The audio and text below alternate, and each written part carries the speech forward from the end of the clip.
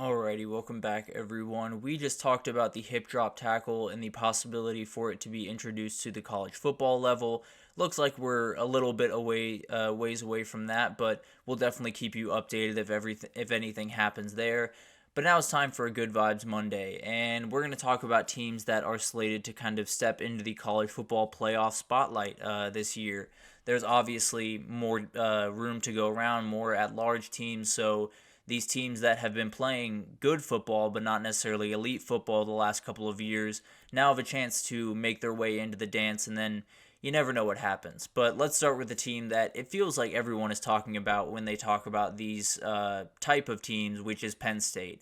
They have been playing 10-2 football for about as long as I can remember. They are a very good football team that is just not great, that is just not elite most of these years, and 2024 is a year where you might not have to be elite to find your way into the playoff. And obviously, Drew Aller's development and his jump is going to be the defining factor. If they're going to be able to take that next step, or if he is going to be able to take that next step, which I tend to expect him to be able to do that, I think you will see Penn State in a playoff game. If he doesn't take that step, it could be a very disappointing season in State College, and you could have a lot of people worried about James Franklin's future there. But I feel really good about this team. I think it's very possible that they still go 10-2, but are a much better team, find their way into the playoff, and then when you have someone like Drew Aller that's that talented, a lot of things are on the table once you get into the dance. So it'll be interesting to see how that develops. Then let's stay in the Big Ten. We got about two per conference here, actually. Let's go with Oregon because Dan Lanning has been building over there for quite some time, or for the last 2 years, really. But he's been doing an incredible job. They've been right on the cusp of being in the playoff for these past 2 years, mainly last year, like 2 plays away pretty much from the playoff in 2023, and I expect them to be comfortably in this next year. I think they are building a team that is not only a beast on offense with tons of talent on that side of the ball, but on defense, they're becoming more and more talented by the day, more and more what Dan Lanning wants to see out of that team by the day. So very excited for Oregon. I think they can definitely not only get into the playoff, but make some noise once they're there. I think they're the team in this group of teams that I tend to expect that to do that the most, I suppose. Another team that could absolutely do that is Ole Miss, although they're kind of a wild card in my eyes. I think Lane Kiffin has a vision for how he wants to run his program, and he's executing it. He's done a great job bringing in a ton of portal kids that are hugely important to this team's success. But as we know, when you bring in a ton of portal kids, there is the question of, can you get all these guys to meld? There's a ton of moving parts throughout the offseason, and Ole Miss, in my opinion, can make the playoff. They can do any number of things in 2024. I think they could even win the SEC if Jackson Dart can put it together the way that Ole Miss fans are really hoping he can. But there's still a reality where they lose 4 games. Maybe they have some injury troubles, or maybe some of these transfers just don't hit the way that they were hoping. And Rebel fans are left kind of scratching their heads wondering what happened because this was obviously a year that Ole Miss fans are looking forward to just incredible amounts, and if they kind of fall on their face, I think there will be some uncomfortable conversations for sure around Oxford. But another SEC team that is ready to make that jump is Missouri. We saw them last year, had an incredible year. Eli Drinkwitz kind of burst onto the scene, and I think there's 2 really big things for this team that kind of will keep them at the very least in the conversation for quite some time. And Brady Cook obviously is one of those. He's going to give you good quarterback play. There's almost no question in my mind. He's going to be on time. He's going to be on target. He might not make the game-breaking plays that some other quarterbacks in the country can, but he's going to make the right plays, and that's kind of the important thing. And then having Eli Drinkwitz and that staff, you're going to play with aggression. You're going to play with a lot of motivation. He's great at getting the best out of his kids. Obviously, losing defensive coordinator Blake Baker is a huge loss, but being able to still have that head guy that carries himself with a chip on his shoulder for sure definitely does help the team mentality. So very excited to see what they can do on the defensive side of the ball. And then when you get into playoff games and you have someone like Luther Burden, who, in my opinion, might be a top 5 player in the entire country, a lot of things can happen very quickly, and things get really interesting because if they can't guard him, this dude can literally go for like 250 yards and 2 touchdowns. The dude is absolutely insane, and if whoever they match up with in the playoff does not come with their A game at corner, it could be a long day. So it'll be really interesting to see all that develop in the SEC, because there's so many teams that are lurking right behind the top dogs that are very much ready to take that next step. But now let's go to the Big 12, and let's start with Kansas State. They feel like the obvious team here. They would have already made the playoff once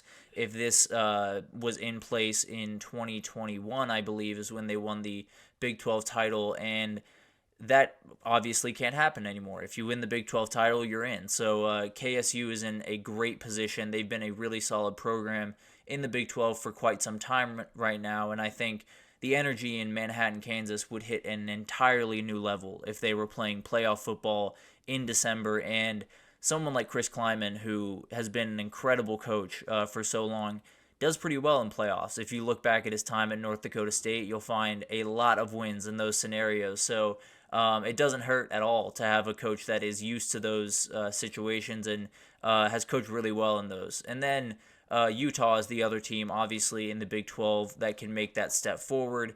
Kind of the same thing I said for Chris Kleiman, you can say for Kyle Whittingham. It has been so long. These guys have been doing incredible jobs at the head coaching level, but haven't quite been in the playoff spotlight. Obviously, Utah won the Pac-12 back-to-back years, but then took a little bit of a step back last year with Cam Rising being injured. He is the big thing here. He is the guy that is going to decide their season. If he's healthy, I think they have a really good chance to win this conference. And then getting into the playoff, when you have someone that is that calm, that is that experienced, you have a lot of ability to make a run. So I think Utah is a very interesting team. Them and Kansas State really remind me of each other as programs, not because of necessarily the way that they play, but just kind of their energy and their attitude and kind of the way they go about business. They feel like very similar teams, and I would not be surprised if we had a face-off in Dallas between those two teams for a spot in the playoff. So definitely a really interesting conference, probably my most interesting conference, if I'm being totally honest, going into this year, so very excited for that. But let's talk ACC now. There are tons of teams that have the ability to take that step forward, especially if Clemson continues to fall or Florida State cannot regain the magic from a year ago. That door blows wide open for tons of these teams. But I think Louisville is the top of the list. Obviously, coming off a year where they went to the ACC title game, likely would have been in a year ago if this was a 12-team playoff. But now they're in a position where all you got to do is run it back. Be in a position where you're competing for the ACC, possibly even in Charlotte, playing one of those Florida State or Clemson, or maybe even the team I'm about to talk about here in a second, in Charlotte for the ACC title. So Louisville's in a position where a lot of transfers coming into this team, a lot of moving parts, much like Ole Miss, although Louisville also has the added struggle of adding a new quarterback in Tyler Shuck. So a lot of things could go wrong necessarily in Louisville, but things are building over there, and Jeff Brom's doing an incredible job. So I wouldn't be surprised if we were talking about them as a playoff team towards the end of October into November. And then Miami is the other ACC team that I'm watching very, very closely. Has not necessarily been the program that these other teams have been in terms of winning 10 games a year and being in the conversation for their conference, but I think a lot of that changes this year. I think Miami's in a position where they, from the outside, it definitely doesn't look quite as good. I understand last season was not necessarily what they wanted. They had some really bad moments, and there were some people definitely questioning Mario Cristobal, but I think there are a lot of really good things in place. And then you bring in someone like Cam Ward, who, in my opinion, is a playoff caliber quarterback. He is someone that is already turning heads in Coral Gables, so I would not be surprised if Miami made the biggest jump of anyone in the country this year and found themselves in Charlotte for the ACC title game. And if you do that, you're likely in the playoff field, although a lot of things can happen. It's very interesting to see how all of this 12-team playoff stuff is going to unfold. But finally, I got some group of 5 teams for you, because one of those teams is going to be in, and I think these two are kind of the ones setting the pace, although there are tons of teams that have the ability to do it.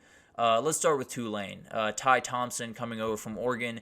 It's his chance to shine. They start the season with 2 games against Kansas State and Oklahoma, I believe, in the first 3 weeks. So he gets thrown into the fire pretty quickly. John Summerall coming over from Troy takes another small step up and has the ability to definitely have a remarkable year. They had a crazy portal class with remarkable talent coming in from Power 5 programs, and I think they're in a position where they're likely the most talented team at the group of 5. Whether or not they will, make that into a playoff run, we'll see. But I think Tulane's in a position that is about as good as anyone in the group of 5 going into 2024.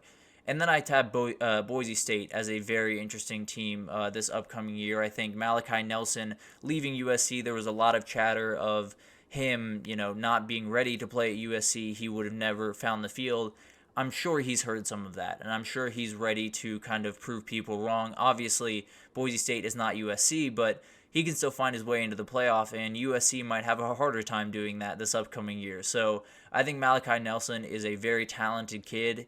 Once he finds his footing and gets more reps, I think he could be remarkable. And then Ashton Jainty is someone that is as good of a running back as there is in the entire country. He is someone that absolutely could have jumped to another program. I would be shocked if there weren't programs that were reaching out to him, maybe as we speak, even though they shouldn't be. But I think he's someone that is going to be a huge piece for this team and obviously give them at least a baseline to kind of work from on the offensive side of the ball, where you have a running back that is going to give you really, really good snaps pretty much day in, day out. So it gives your offense definitely the ability to fall back onto that whenever you need to. So Boise State, I think, has a very high floor. I don't think they necessarily will fall off a cliff. And if they can put things together with Malachi Nelson, then it could get really, really interesting for the Broncos in 2024. But obviously, a lot of stuff happening around the country. The college football playoff is going to shake up the world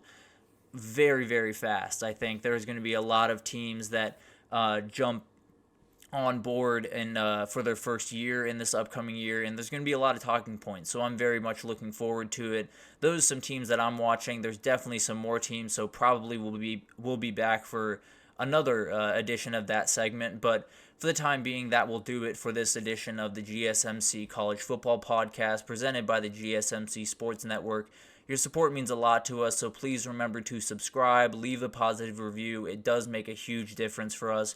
Also, follow us on Facebook, Twitter, TikTok, Instagram for all of the content and updates. Obviously, it is March Madness time. Final Four is set. So my guy Nelson over at the Basketball Podcast has you covered all over that. So no worries there. We have you covered with essentially everything you could possibly need in the world of sports. So definitely tune into all of the social pages and all of the shows on the YouTube channel for all of that. But thank you once again for listening, and you guys have a wonderful day.